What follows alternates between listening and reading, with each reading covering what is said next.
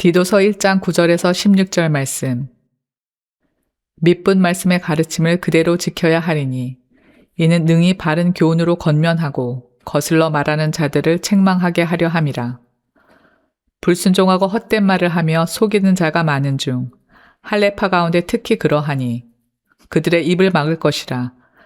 이런 자들이 더러운 이득을 취하려고 마땅하지 아니한 것을 가르쳐 가정들을 온통 무너뜨리는도다. 그레데인 중에 어떤 선지자가 말하되 그레데인들은 항상 거짓말쟁이며 악한 짐승이며 배만 위하는 게으름뱅이라 하니 이 증언이 참되도다. 그러므로 내가 그들을 엄히 꾸짖으라.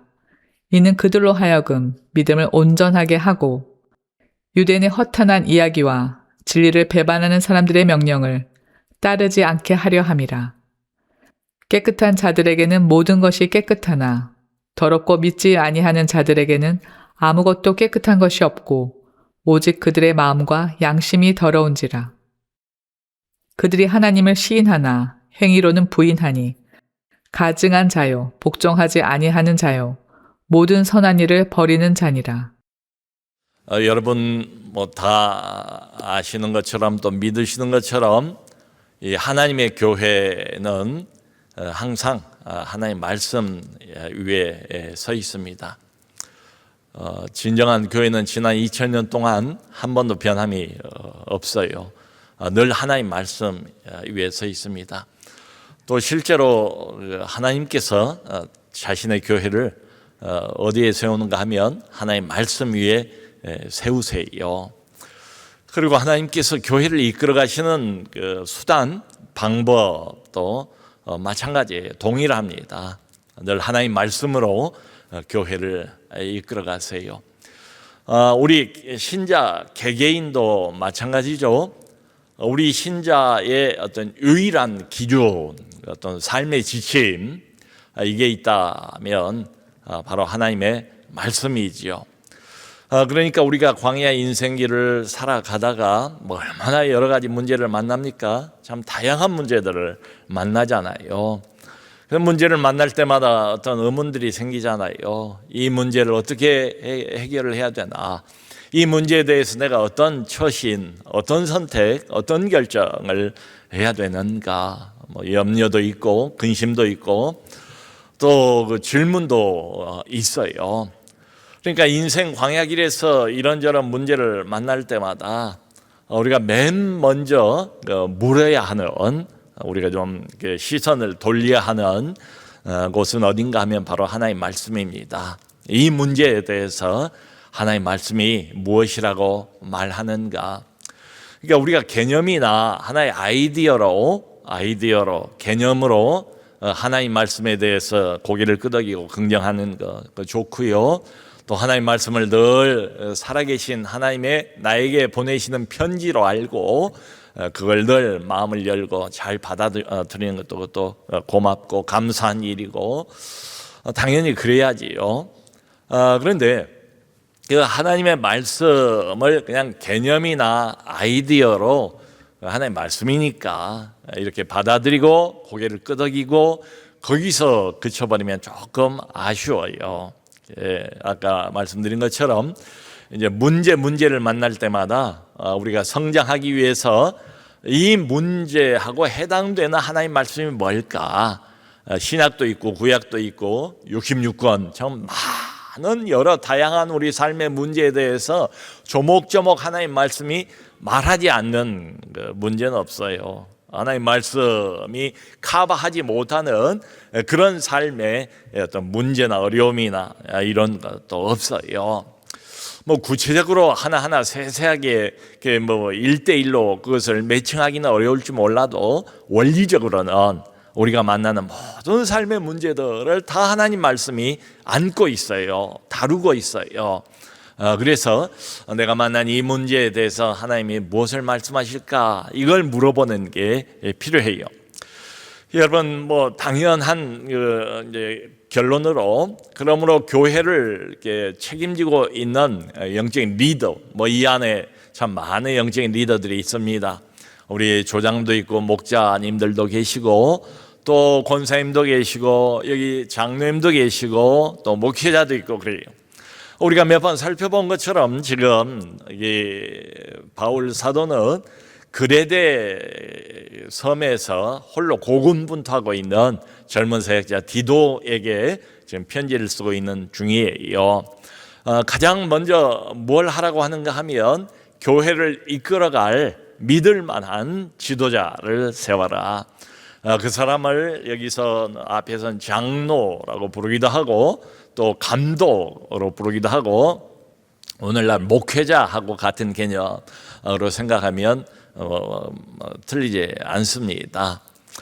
그러니까 이 장로, 감독, 목회자의 영적인 리더가 가장 중요하게 생각해야 되는 건 뭔가 하면 여기 아까 우리가 읽었던 9절 맨 앞에 그 9절 그렇게 나왔어요. 말씀의 진리. 말씀의 진리 이게 가장 중요해요.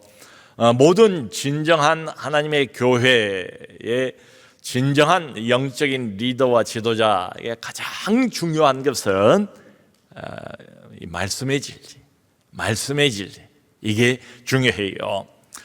그러니까 교회를 이끌어가는 영적인 리더, 지도자는 무엇보다도 이게 필요해요. 하나님 말씀을 잘 알아야 됩니다. 이게 중요해요. 리더가 하나님 말씀을 잘 모르면 교회를 어느 쪽으로 인도해야 될지 이게 과연 맞는 것인지 틀리는 것인지 이런 분별이 어렵겠지요. 그래서 이 하나님 말씀 구체적으로는 우리가 가지고 있는 66권 성경입니다. 2000년 동안 이게 하나님 말씀 역할을 지금까지도 해왔어요. 앞으로도 할 것이고 그래서 이 하나님 말씀인 성경을 정확하게 아는 게 필요하고 깊이 있게 아는 게 필요하고 또 풍성하게 아는 게 필요해요. 이제 저희 그 젊은 교육자들하고 가끔 이제 그런 이야기를 서로 나누어요. 우리 교회 안에 정말 전문 영역에서 참 실력을 발휘하고 있는 우리 성도님들이 얼마나 많은가. 우리 안에는 법조인도 있고요. 또 우리 안에는 경제인도 있고요. 경제 전문가 말이에요.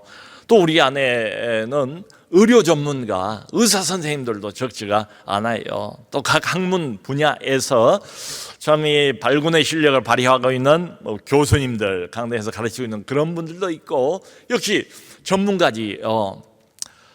그런가 하면 정치 전문가들도 있어요. 저희 교회 안에.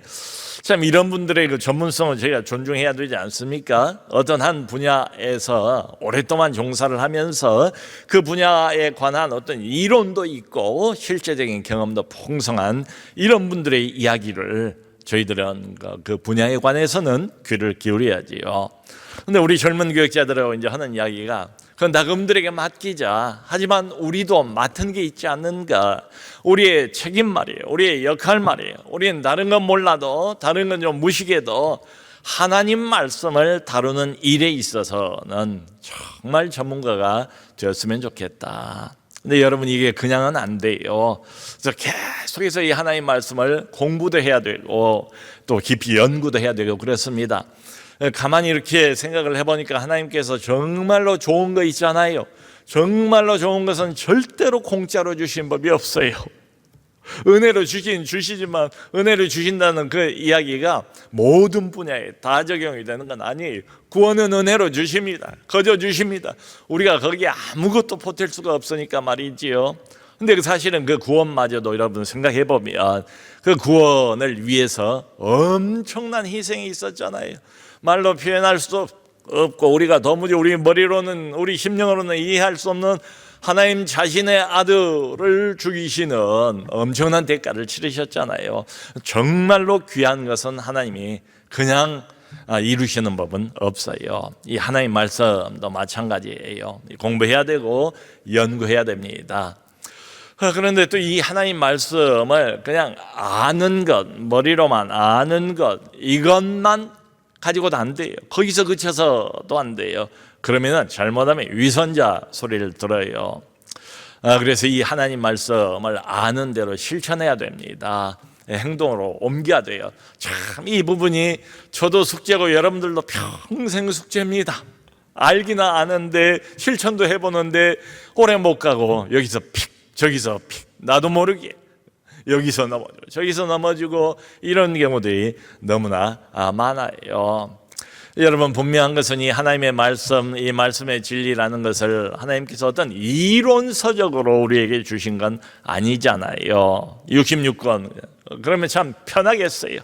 이론이면 그냥 이론만 공부하고 거기서 끝 그냥 덮어버리면 되잖아요. 근데 이걸 이론서적으로 주시는 게 아니고 우리 삶의 지침서로 주셨다 이 말이지요. 그러니까 이 하나님 말씀이라는 것은 완전히 내 것이 되려면 생활 속에서 이걸 경험을 해봐야 됩니다. 실천을 해봐야 돼요. 이 말씀을 맛을 봐야 돼요.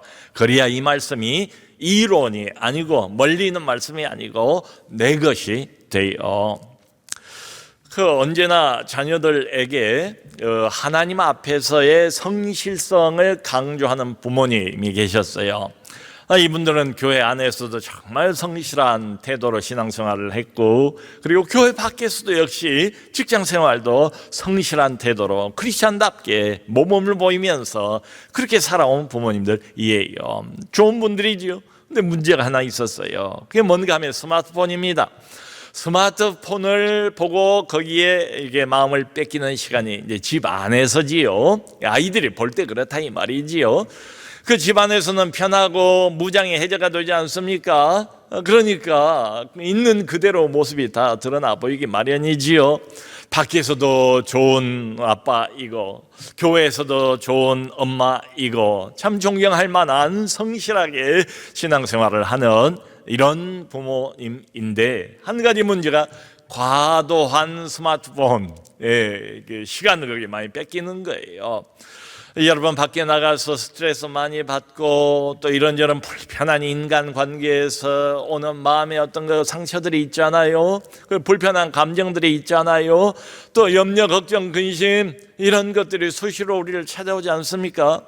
예수 믿는 사람들이 뭐 술 마시는데 빠질 수도 없고 다른 어떤 여흥이나 세상적인 오락에 푹 빠질 수도 없잖아요. 그러다 보니까 자연스럽게 이 스마트폰이 이게 오락도 되고 이게 내 불편한 마음과 감정과 걱정을 해소시켜주는 그런 도구가 되기도 하지요.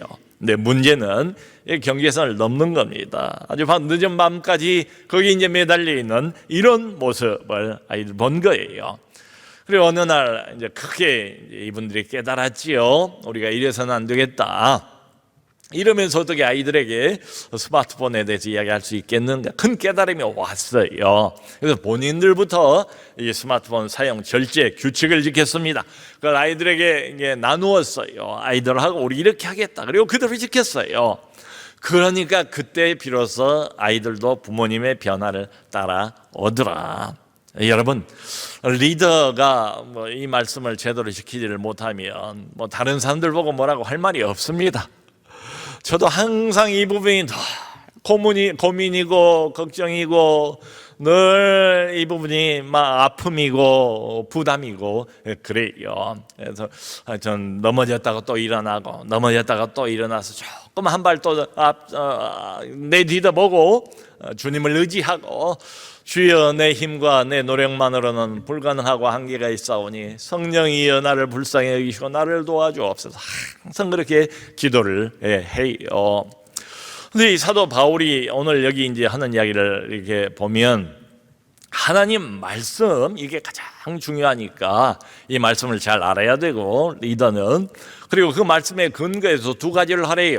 교회 이제 그 성도들을 향해서 하나는 권면을 하라고 말하고 있어요. 또 하나는 책망을 하라고 말하고 있어요.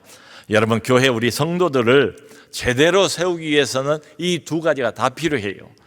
그러니까 끊임없이 건전한 교훈을 리더가 이게 전할 필요가 있어요. 긍정적인 내용들이 성경에 많이 있잖아요. 하나님의 사랑도 있고 하나님의 은혜도 있고 하나님의 인도하심도 있고 하나님의 용납하심도 있고 하나님의 보호하심 얼마나 참 좋습니까? 듣고만 있어도 마음에 이렇게 안심이 가고 따뜻한 생각이 들잖아요. 긍정적인 교훈, 건전한 교훈 끊임없이 이야기할 필요가 있어요. 근데 그것만 있는 것은 아니잖아요. 또 하나는 뭔가 하면 우리가 완벽한 사람들이 아니니까 성도들 잘못하고 있을 때는 그것을 교정할 필요가 있어요. 책망할 필요가 있어요. 성경에도 보면 부정적인 내용들이 얼마나 많습니까? 하나님의 백성이라고 하고 교회에 다니는 거듭난 새 생명을 가진 하나님을 아버지로 부르는 이런 하나님의 자녀들에게 하지만 우리는 완벽한 사람들이 없잖아요. 그러니까 책망이 필요해요. 경고가 필요해요. 하나님의 말씀에 근거한 교정 작업이 끊임없이 필요합니다. 지금 이 그레도 교회 안에 이제 문제가 되는 것은 이 순수한 하나님 말씀의 진리를 왜곡하는 거짓 교사들이 이미 활동을 벌이고 있었다는 사실입니다. 이 사람들은 자기들 나름대로 이제 복음이 아닌 거예요. 하나님이 주신 말씀이 아닌 거예요. 자기들이 만들어낸 거짓 교리를 가지고 교회를 이미 혼란시키고 있었어요. 그러니까 이게 뭔가 하면 이게 간단하게 생각해 보면 어느 시대나 조금씩 차이는 있겠습니다만은 이 거짓 교리는 뭔가 하면 하나님이 우리에게 주신 이 성경의 복음이 있잖아요. 이 복음에 뭔가를 살짝 얹어요. 아니면 그 복음에서 살짝 뭔가를 빼요. 이게 살짝 빼기 때문에 표시가 안 날 수도 있어요. 그러니까 속아 넘어가지요. 그런 겁니다. 지금 그레데 교회 안에 들어온 거짓 교사들도. 이 사람들은 뭐라고 말했는가 하면 여기 10절을 보면 할레파라고 불렀어요. 이 아주 그냥 딱 지칭을 해서 부르기를 바울이 할레파인데 믿음에다가 율법 행위를 더할 필요가 있다.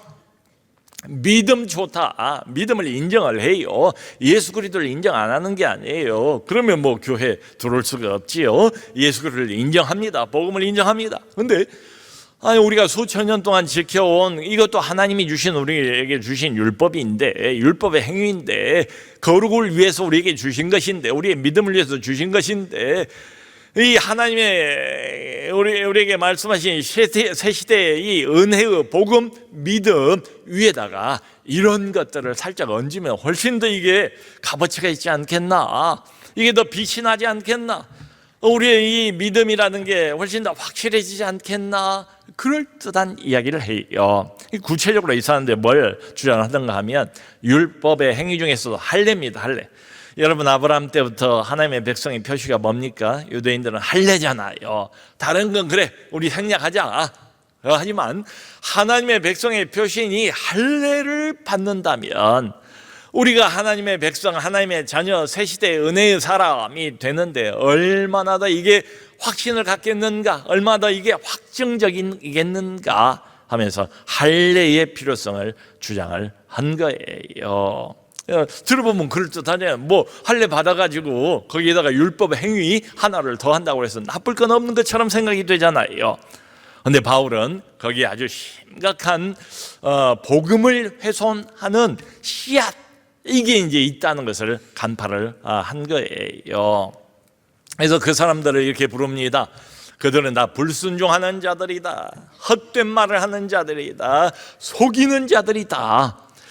여러분, 망망대 바다에서도 배가 이제 나침반 가지고 어디 목적지를 찾아가는데 망망대니까 나침반 필요하잖아요.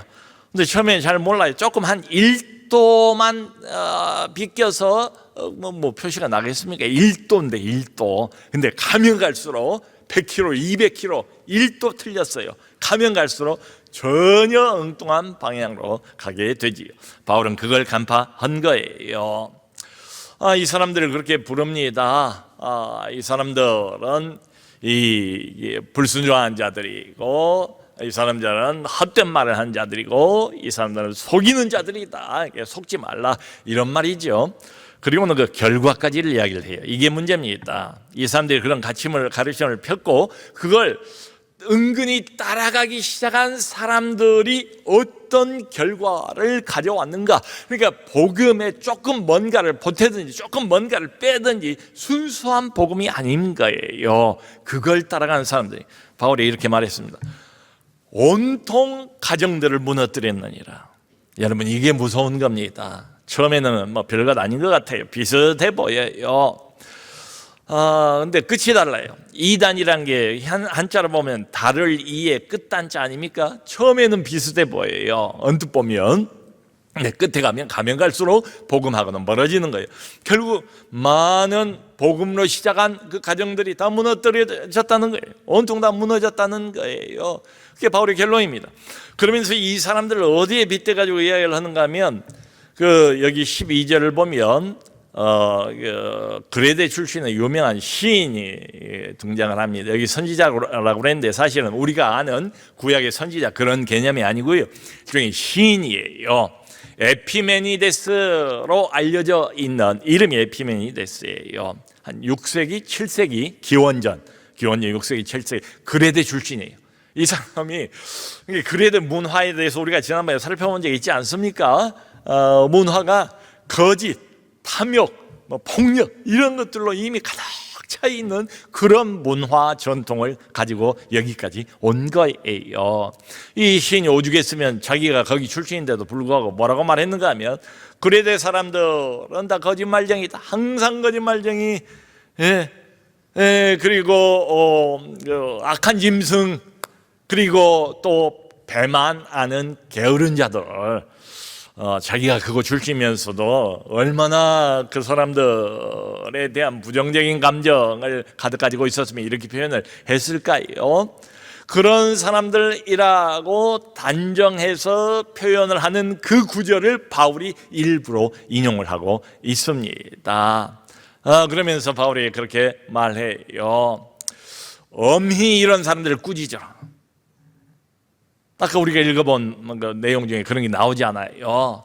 바울이 엄히 꾸짖으래요. 그냥 넘어가지 말래요. 유야 뭐야 좋은 게 좋다 식으로 넘어가지 말래요.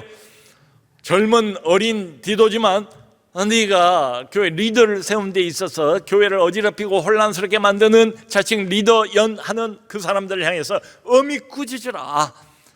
그 사람들은 진리를 배반하는 자들이다. 허탄한 이야기를 하는 자들이다. 절대로 그 사람들을 용납하지 말라, 받아들이지 말라, 밀어내라, 쫓아내라, 이런 말을 하고 있어요. 여러분, 이렇게 보면은 참 교회가 어떤 단체인가? 교회는 특별한 공동체 아닙니까? 항상 주님, 우리 구주 예수 그리스도 그분이 주인, 오직 주인은 한 분이십니다. 우린 다 그분의 수하에 있는 쫄병들이에요. 주인 한 분이세요. 그분이 대장이세요. 그분이 주권자예요. 그분이 홀로 목소리를 높일 수 있는 유일한 분이세요. 그러니까 교회가 이런 특별한 공동체이다 보니까 교회는 이런 면에서 바울이 말하는 것처럼 모든 사람을 그저 용납하는 데는 아니에요. 교회는 물론 하나님의 사랑과 은혜가 넘치는 곳, 죄인을 받아들이는 것은 맞아요. 그런데 진리 문제에 관한 지금 진리 문제에 관해서 바울이 이야기를 하는 겁니다. 엄히 꾸짖어라. 모든 사람을 다 억셉트하고 그냥 용납하고 받아주는 무조건적으로 이런 데는 아니에요. 교회는 그저 이 사람도 저 사람도 이런 말 하는 사람도 저런 말 하는 사람도 이런 행동 보이는 사람도 저런 행동 보이는 사람도 모두가 다 함께 품고 함께 가는 그런 데도 아니에요. 특별히 교회에서 이게 리더 역할을 하는 사람들의 주목을 받는 이런 사람들 중에 비성경적인 발언을 계속하고 반성경적인 발언을 계속하고 하나님 말씀하고 어긋나는 자기 생각을 계속 주장을 하고 그러면서 시선을 자기에게 모으고 있는, 그러니까 그게 누군가 하면 바로 여기 그레데 교회를 어지럽히고 있는 바로 거짓 교사들이에요. 거짓 리더들이에요. 그들을 용납하지 말라. 이렇게 바울이 아주 강하게 이야기를 하고 있습니다. 여러분, 이런 걸 보면 이 교회의 영적인 리더가 아주 중요하게 해야 될 일 중에 하나가 바로 이겁니다. 진짜와 가짜를 잘 구별할 필요가 있겠다. 진짜와 가짜를 잘 구별할 필요가 있어요. 왜냐하면 하나님 말씀의 진리를 교회는 순수하게 지켜야 하잖아요. 하나님 말씀의 진리가 우리에게 있는데 66권 이 성경을 대하는 자세, 태도, 접근 방식 이런 게 다 다르잖아요. 이단들도 성경을 사용하지 않습니까? 그런 면에서 어쨌든 말씀을 우리가 제대로 알아야 되겠고 그리고 이 말씀을 순수하게 순수하게 잘 지키는데 애를 써야 됩니다. 여러분, 오늘날 우리 대한민국 어떻습니까? 2026년도 우리 주변을 보면은 거짓 가짜 정보들이 너무 많잖아요. 이제 인터넷도 열리고 유튜브도 뭐 무한정이잖아요. 가짜 그 건강 정보도 너무 많이 퍼지는 것 같고, 가짜 투자, 돈을 위해서 가짜 투자 정보도 너무 많이 퍼지고 있고 말이죠. 여러분, 우리나라가 참 아쉽게도 그 참 여러 범죄들 중에서도 가장 많은 유형의 범죄가 뭔가 하면 사기 범죄입니다. 사기 범죄 약 25% 돼요. 그러니까 범죄 4건 중에 1건 정도는 사기 범죄, 사람을 속이는 겁니다. 이럴 정도로 속고 속이는 이런 세상 한복판을 우리 예수 믿는 사람들이 살아가요. 요즘에도 뭐 정치 관련 문제로 해서 종종 이렇게 뉴스에 나오더라고요. 신천지는 어떻습니까? 신천지는 그 멤버를 포섭하는 방식 자체가 거짓말이에요.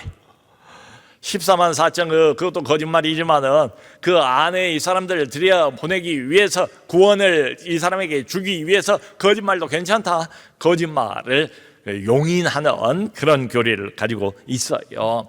이 사람들은 거짓을 위해서, 한 사람을 속여서 포섭을 하기 위해서 1대1로 만나는 경우보다는 팀으로 움직여서 활동하는 경우가 참 많습니다. 어떠한 사람을 표적으로 삼고 그 사람을 연구를 하고 집요하게 몇 개월에 걸쳐서 그 사람에게 접근을 합니다. 그래서 여러 사람이 함께 동시다발적으로 그 사람을 향해서 연기를 하는 거예요. A는 이런 연기를 하고 B는 저런 연기를 하고 C는 또 저런 연기를 하고, 그러면 그 사람은 속기 마련이지요. 깜빡 속아서 결국은 신천지로 빠지고 만다 이 말입니다. 여러분, 우리가 지난 3주에 걸쳐서 그리스도인과 동성애라는 참 민감한 주제를 가지고 아주 좋은 강의를 들었잖아요. 그래서 일부러 우리 홈페이지에다가 그걸 이제 한꺼번에 묶어가지고 올려놨어요. 꼭 안 들어보신 분들은 들어보시기를 바라요. 나 자신만을 위해서가 아니라 우리 후손들을 위해서, 이 나라의 근간을 위해서, 가정의 기본 질서를 위해서 꼭꼭 들어야 됩니다. 그 강의 3개만으로도 충분해요. 왜 우리가 차별금지법을 반대해야 되는가? 왜 동성애가 이렇게 크게 문제가 될 수밖에 없는 것인가? 이게 성경하고 왜 안 맞는 것인가?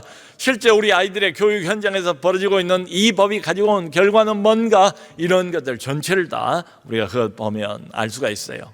필요한 사람들에게 또 전달을 많이 해주시기 바랍니다. 저도 지금 몇몇 목사님들의 그걸 전달을 했어요.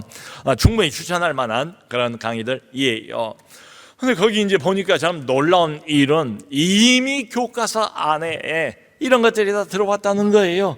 심지어는 유치원 아이들이 뭘 알아요?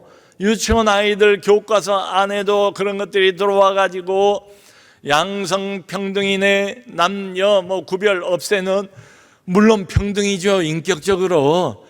근데 차별해서는 안 되지만 구별까지 없애버리는 게 이게 문제 아닙니까? 경계선, 하나님이 만들어 놓은 그 경계선을 완전히 없애버리는 거예요.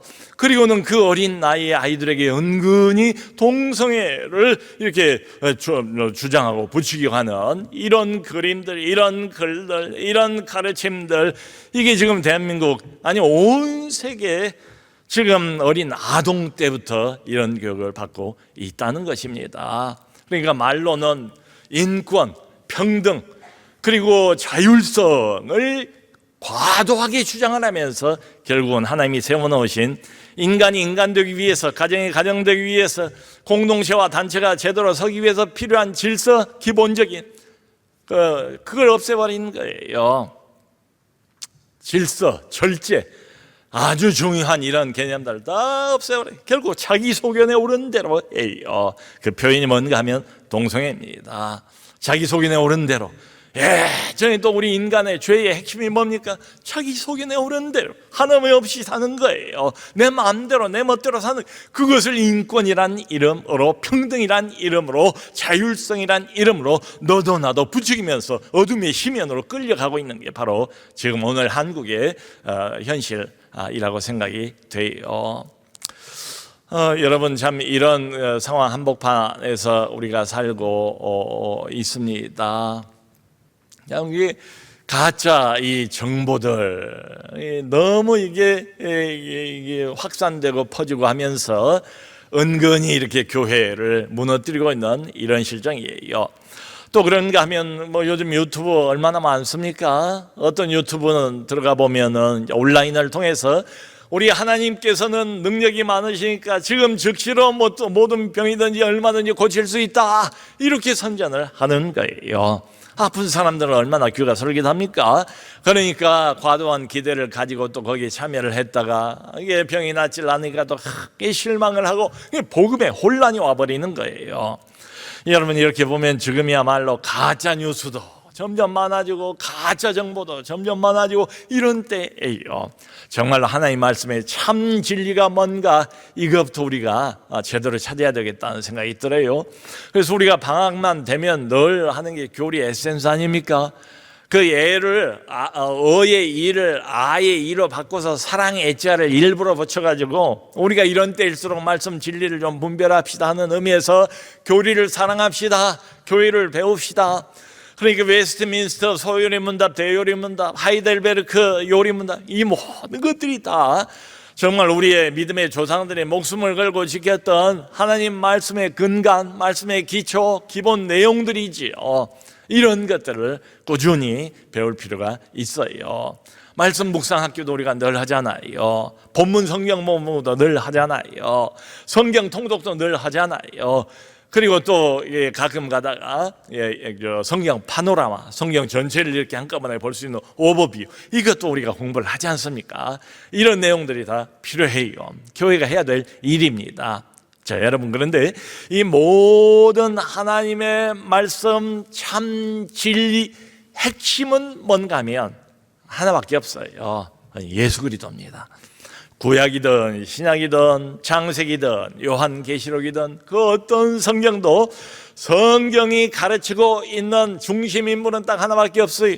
그건 인간이 아니에요. 그건 하나님의 아들이 우리를 위해서 십자가에 못 박아 죽으신 그분이에요. 우리의 구원자 되시는 그분이에요. 부활하시고 하나님의 영으로, 지금도 부활의 영으로 우리와 함께 하시고 교회를 인도해 가고 계시는 그분, 한 손에 7뼈를 주시고 하나님의 교회를 지금도 앞장서 인도해 가고 계시는 그분, 교회를 하나하나 보면서 7개를 평가하시는 그분, 우리의 신앙을 평가하시는 그분, 살았다는 이름은 있으나 실상은 죽은 자로다, 이렇게 말씀도 하시고 너희가 작은 능력을 가지고도 큰 일을 하였다라고 칭찬도 하시는 바로 그분입니다. 모든 성경, 모든 진리는 오직 한 분, 한 인격을, 이론이 아니고 한 인격을 우리에게 소개하고 있는데 바로 그분이 예수 그리스도이세요.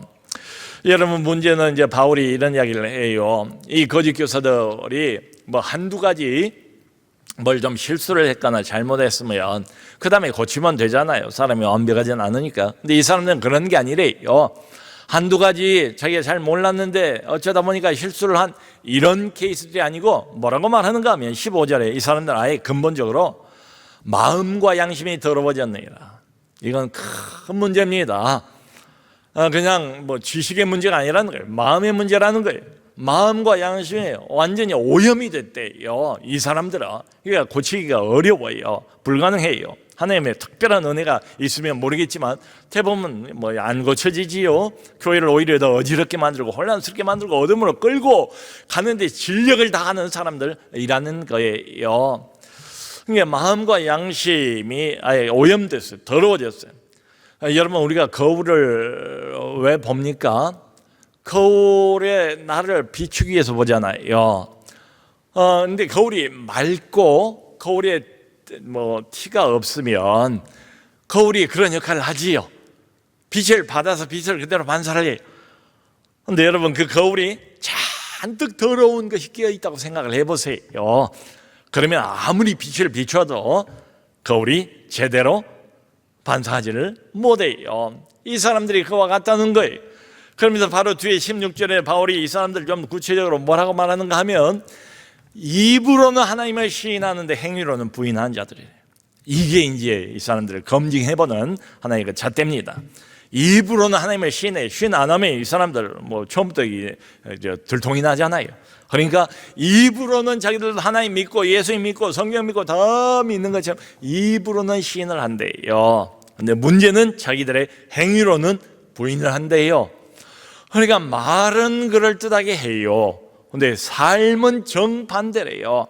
예수님도 그랬잖아요. 그 사람들의 행위를 보고 그 열매를 보고 그게 어떤 나무인지를 알아볼 수 있다라고 말한 것처럼 그런 사람들이래요. 여러분, 예를 들어서 환경 보호 운동을 하는 사람이 쓰레기를 아무데나 갖다 버리면 이게 말이 됩니까? 쓰레기 분리수거를 안 하고 그냥 뭐 마음 내키는 대로 아무데나 툭툭 던져놓으면 이게 앞뒤가 안 맞잖아요. 여러분, 무슨 운동 프로그램을 홍보하는 사람이 자기는 전혀 운동을 안 해요. 말로만 뭐라고 운동 좋다고 운동해야 한다고 이러면 이게 앞뒤가 안 맞잖아요. 겉으로는 대단히 친절한 사람인데 돌아서면은 남 욕하고 비난하고 헛소문 퍼뜨리는 이런 사람이라면 어때요? 이거 안 되잖아요. 또 어떤 행사가 있으면 그냥 앞장서서 봉사를 하는데 개인적으로 혼자 있을 때는 이웃에 대해서 전혀 관심이 없는 이런 사람인 거예요. 오늘 우리식으로 풀어보면 말하자면 이 그레데이 거짓교사들이 그런 사람이다 이 말이죠. 여러분, 성경이 구약이든 신약이든 끊임없이 이걸 말해요. 하나님이 원하시는 진정한 경건, 우리에게 바라시는 진정한 경건은 뭔가 하면 그 말씀의 진리를 실천하는 사람입니다. 우리 다 약해요. 이 부분에 완벽한 사람은 없어요. 근데 노력할 뿐이지요. 그러므로 사랑하는 성도 여러분, 다른 복음은 없습니다. 오직 이 복음밖에 없습니다. 사도가 우리에게 물려준 복음, 성경이 말하는 옛 복음, 옛 이야기, 새로운 복음 없어요. 새로운 이야기에 귀 기울일 필요 없어요. 은근슬쩍 이게 더 나은 복음인 것처럼, 새 시대의 새로운 복음인 것처럼 그게 다 거짓 이상한 사람들이고요. 그 사람들 용납하지 말라라고 말씀하셨으니까 우리는 이미 우리가 받고 그 위에선 옛 복음, 옛 진리 이걸 굳게 붙들고 한 가지만 더 늘 생각할 것은 이 하나님의 말씀의 진리에 우리의 행위를 쳐서 복종시키는 말씀과 행위가 함께 일치가 될 수 있도록 노력하는 우리 모두 될 수 있기를 주 예수 그리스도의 이름으로 축원합니다.